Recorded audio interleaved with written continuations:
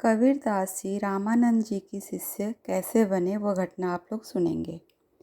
श्री कबीरदास जी की बुद्धि अत्यंत गंभीर थी और उनका हृदय प्रेम भक्ति से सर्वथा परिपूर्ण एवं अति सरस था। उन्होंने भक्ति भाव को अपनाकर जाति पाति में विवाद समझकर उसे बिल्कुल त्याग दिया था। इसी समय एक दिन आकाशवाणी हुई कि अपने शरीर में तिलक रमाओ, आचार्य श्री रामानंद जी को अपना गुरु बनाओ, गले में तुलसी माला धारण करो। यह सुनकर कबीरदास ने कहा कि मैं उनसे मंत्र दीक्षा कैसे लूँगा? वे मुझे म्लेच्छ मानकर मेरा मुख भी नहीं देखना चाहेंगे। पुनः आकाशवाणी ने कहा, वे गंगा स्नान करने जाते हैं, उस समय मार्ग में अपने को उनके चरणों में डाल देना। नित्य प्रातःकाल ब्रह्म मुहूर्त में ध्यान मग्न प्रेमावेश से आप गंगा स्नान करने जाते थे। श्री कबीरदास जी गंगा घाट की सीढ़ी पर लेट गए। यथा समय श्री स्वामी जी पधारे। उनका श्रीचरण कबीर जी के सिर पर पड़ गया। सहसा उनके मुख से निकला, राम राम कहो, राम राम कहो। श्री कबीरदास जी ने राम नाम को मंत्र दीक्षा के रूप में ग्रहण कर लिया। इस प्रकार आप श्री स्वामी जी के शिष्य बनकर घर को चले आए। श्री कबीरदास जी ने वही किया जैसा कि आकाशवाणी ने कहा था, अर्थात आपने शरीर पर रामानंदीय तिलक लगाया और गले में तुलसी कंठी पहन ली।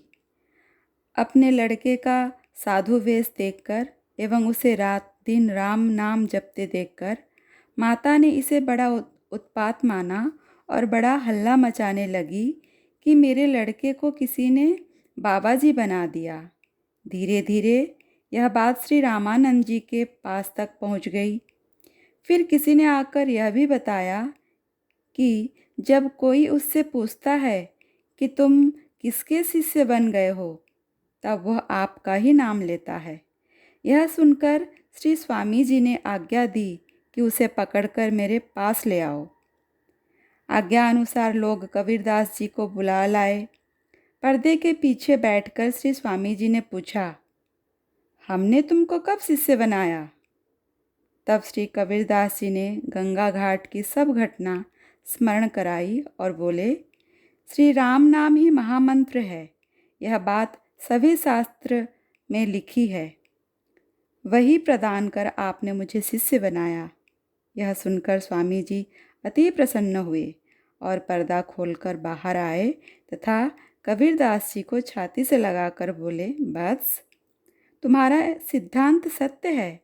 श्री राम नाम को हृदय में धारण करो।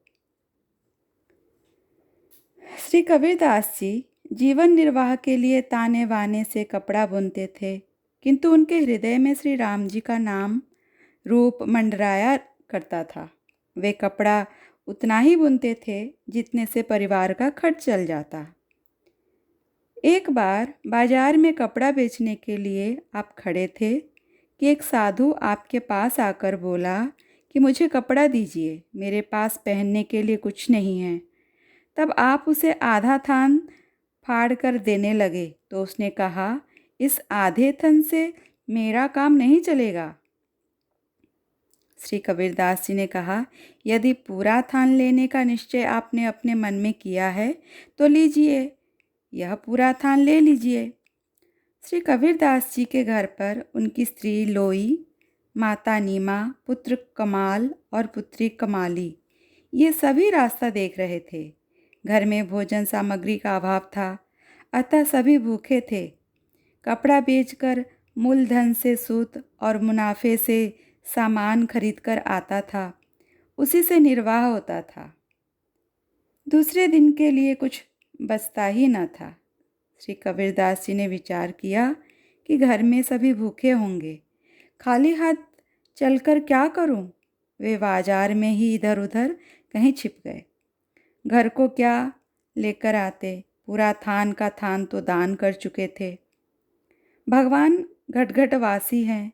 श्री कबीरदास जी के सच्चे भक्ति भाव को जानकर और घर के लोगों को दुखी देखकर वे व्यापारी केशव बंजारे का वेश धारण कर बैलों के ऊपर बहुत सा आवश्यक सामान लाद कर लाए। सब सामान उन्होंने कबीरदास जी के घर में रखा दिया और कहा, यह सामान सुविधा के लिए है, इससे आराम से निर्वाह करो।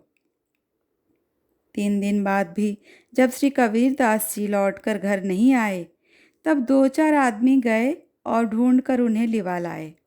घर आकर कबीरदास जी ने सब बात सुनी कि एक व्यापारी बहुत सा सामान लाकर डाल गया, तो उन्होंने जान लिया कि मेरे कष्ट को देखकर स्वयं भगवान को कष्ट हुआ, तभी उन्होंने सामान पहुंचाने का कष्ट उठाया।